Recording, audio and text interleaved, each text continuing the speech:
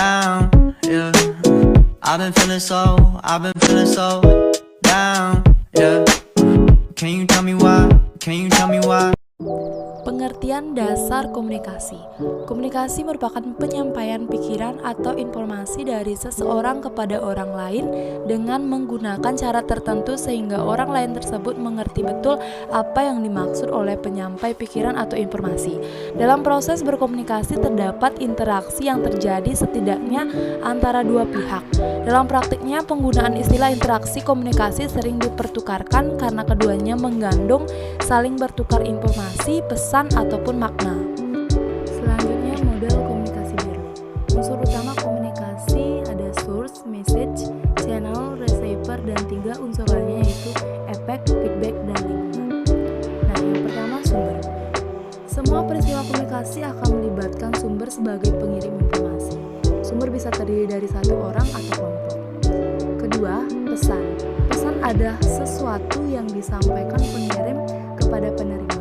Pesan dapat disampaikan dengan cara tatap muka atau melalui komunikasi. Ketiga, saluran dan media. Saluran komunikasi terdiri atas komunikasi lisan, tertulis, dan elektronik.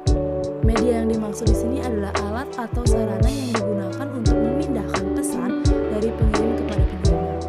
Keempat, penerima. Penerima adalah pihak yang menjadi sasaran pesan yang dikirim oleh pengirim. Penerima bisa terdiri dari satu orang atau kelompok. Penerima merupakan elemen penting dalam proses komunikasi karena menjadi sasaran dalam suatu komunikasi. 5. Feedback.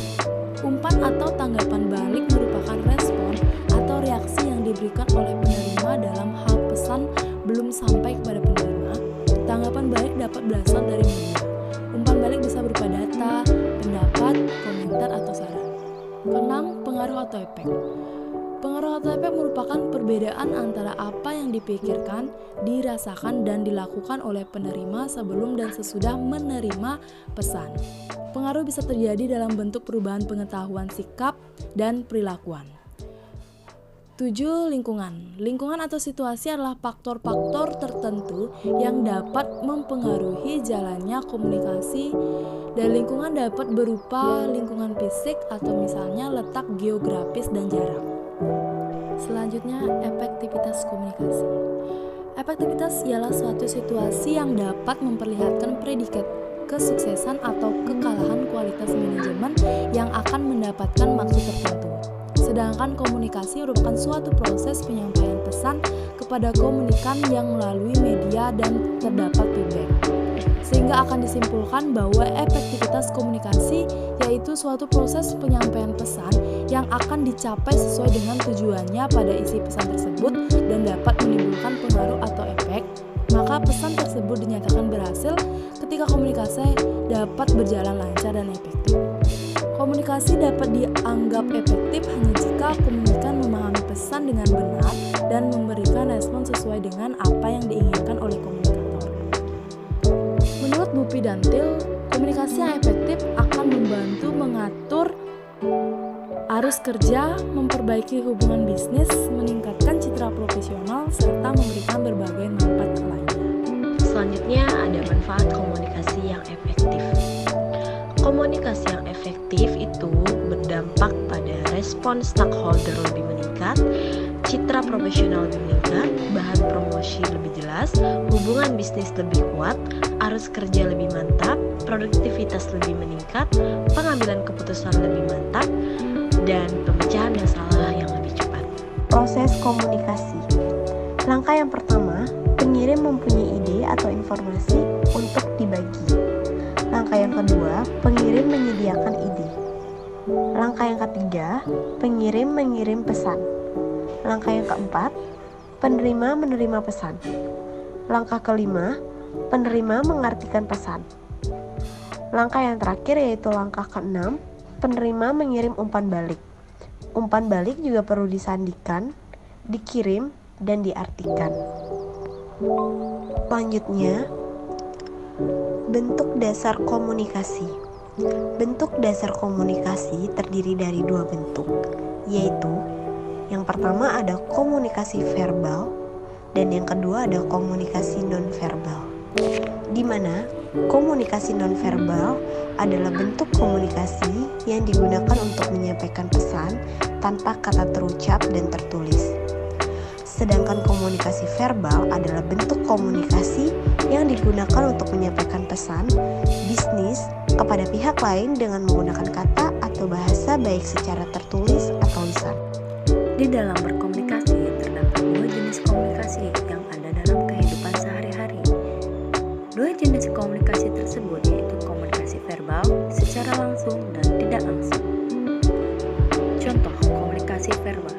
Yang pertama adalah komunikasi yang disampaikan secara lisan, yaitu berbicara langsung atau disebut dengan face to face maupun dengan perantara media.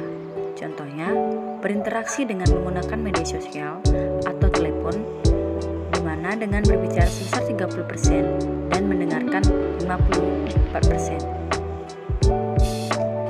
Yang kedua, komunikasi verbal yang melalui tulisan atau tertulis dapat dilakukan dengan menggunakan media seperti surat, postcard, chatting di media sosial, dan sebagian, di mana menulis 9% dan membaca 16%. Komunikasi nonverbal yaitu komunikasi nonverbal adalah komunikasi yang tidak menggunakan kata-kata.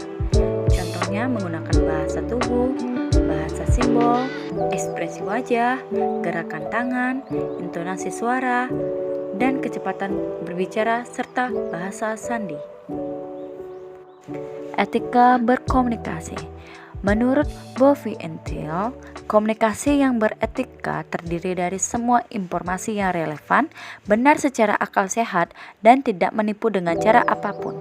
Komunikasi yang tidak beretika meliputi informasi yang salah dan informasi yang menyesatkan. Untuk memastikan komunikasi bisnis yang etis harus melibatkan 3 elemen, yaitu yang pertama ada individu yang beretika, yang kedua ada kepemimpinan perusahaan yang beretika, yang ketiga ada kebijakan dan struktur yang tepat untuk mendukung pemilihan keputusan dan tindakan etis. Hambatan komunikasi. Hambatan komunikasi terdiri dari 3, yaitu yang pertama hambatan teknis. Hambatan jenis ini timbul karena lingkungan yang memberikan dampak pencegahan terhadap kelancaran pengiriman dan penerimaan pesan. Contoh suara bising, cetakan yang tidak jelas, tidak ada sinyal atau transmisi. Yang kedua ada semantik. Semantik adalah pengertian yang diungkapkan lewat bahasa. Hambatan jenis ini terjadi karena salah mengartikan makna. Contoh, orang berbicara dengan bahasa yang berbeda, menggunakan istilah rumit, dan sebagainya. Dan terakhir ada hambatan manusiawi. Hambatan yang muncul dari masalah pribadi yang dihadapi, baik komunikator maupun komunikan. Hambatan ini mencakup baik yang berasal dari perbedaan individual manusia, seperti perbedaan persepsi, umur, keadaan emosi, maupun faktor psikologis seperti prasangka, pikiran yang sempit. Cara mengatasi hambatan dan memperbaiki komunikasi. Yang pertama ada meminimumkan gangguan teknis. Yang kedua, mengadopsi pendekatan yang berpusat pada penerima. Yang ketiga, menyesuaikan keterampilan bisnis. Yang keempat, memberikan dan merespon umpan balik yang konstruktif. Yang kelima, menjadikan sensitif pada etika bisnis. Dan yang terakhir yaitu memanfaatkan teknologi menurut Bovy dan Thiel tahun 2007.